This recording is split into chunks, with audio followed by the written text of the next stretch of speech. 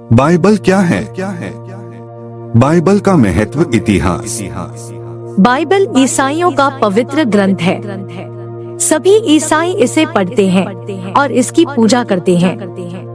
इसके दो भाग हैं, पूर्व विधान ओल्ड टेस्टामेंट और नव विधान न्यू टेस्टामेंट। बाइबल का आधा भाग यहूदियों का भी धर्म ग्रंथ है। ऐसा माना जाता है कि ईश्वर की प्रेरणा से मनुष्य ने बाइबल को लिखा था। इसमें ईसा मसीह के व्यक्तित्व, चमत्कारों, कार्यों, शिक्षा आदि के बारे में बताया गया है। किस प्रकार ईसा मसीह ने चर्च की स्थापना की उसके बारे में बताया गया है।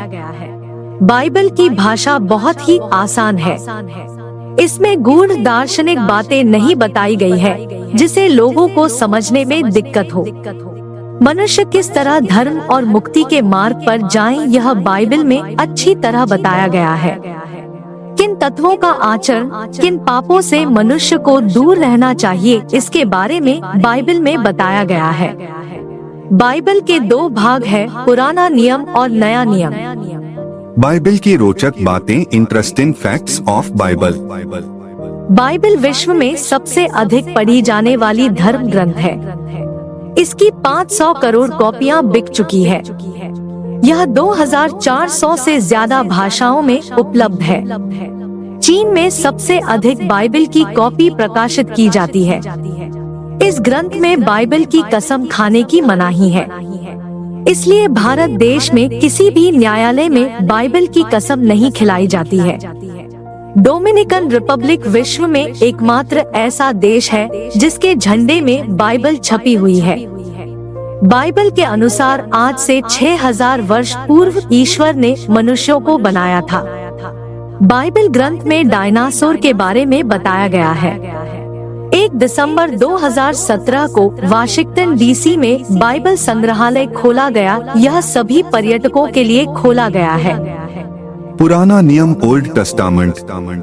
पुराने नियम में यहूदी धर्म की पौराणिक कहानियां, गाथाएं लिखी हुई है।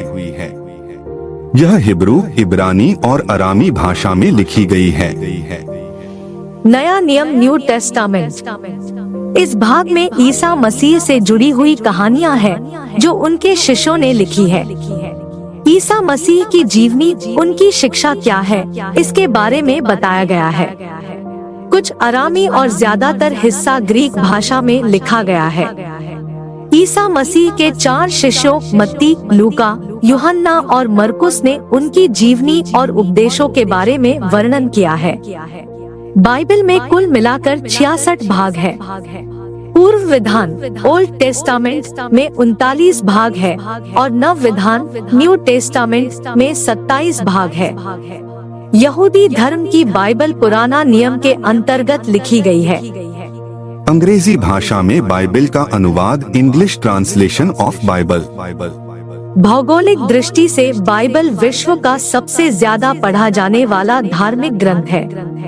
अमेरिका, कनाडा, दक्षिण America, Africa, France, Vatican, Spain, Rome, Britain समेत सभी यूरोप में यह धार्मिक ग्रंथ पढ़ा जाता है। इसके अलावा ऑस्ट्रेलिया, न्यूजीलैंड समेत सभी ईसाई देशों में भी प्रमुख धर्म ग्रंथ है। यह ईसा मसीह के उद्देश्यों के बारे में बताता है। यह यहूदी धर्म के बारे में सभी पौराणिक कहानियां बताता है। प्राचीन काल में यहूदी बहुत ही खूंखार कबीले वाले लोग हुआ करते थे। बाइबल पढ़ने के फायदे। बाइबल पढ़ने से मनुष्य पर यीशु मसीह ईश्वर की कृपा बनी रहती है। उसका आशीष प्राप्त होता है। बाइबल पढ़ने से हमें मुसीबतों का सामना करने की शक्ति मिलती है। ईश्वर पर विश्वास बना रहता है।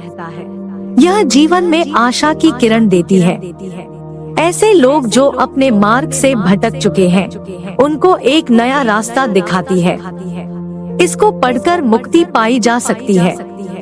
सत्य क्या है, कैसे जाना जा सकता है? जब तक व्यक्ति सत्य का नहीं जान पाता, तब तक व्यक्ति आजाद नहीं हो सकता है। बाइबल मनुष्यों को पाप करने से रोकती है। जो लोग पाप करते हैं वह शैतान के गुलाम होते हैं। बाइबल पढ़ने से व्यक्ति ईश्वर को अच्छी तरह समझ सकता है। लोगों को इस पुस्तक के कवर से इसे जज नहीं करना चाहिए। बाइबल पढ़ने से हम ईश्वर के साथ रह सकते हैं, उससे वार्तालाप कर सकते हैं, उसके साथ समय बिता सकते हैं, उससे बातें कर सकते हैं। बाइबल पढ़ने से व्यक्ति अपने आप को गहराई से समझ सकता है। पादरी ऐसा कहते हैं कि यदि आप ईश्वर को जानना चाहते हैं तो आपको खुद को जानना होगा।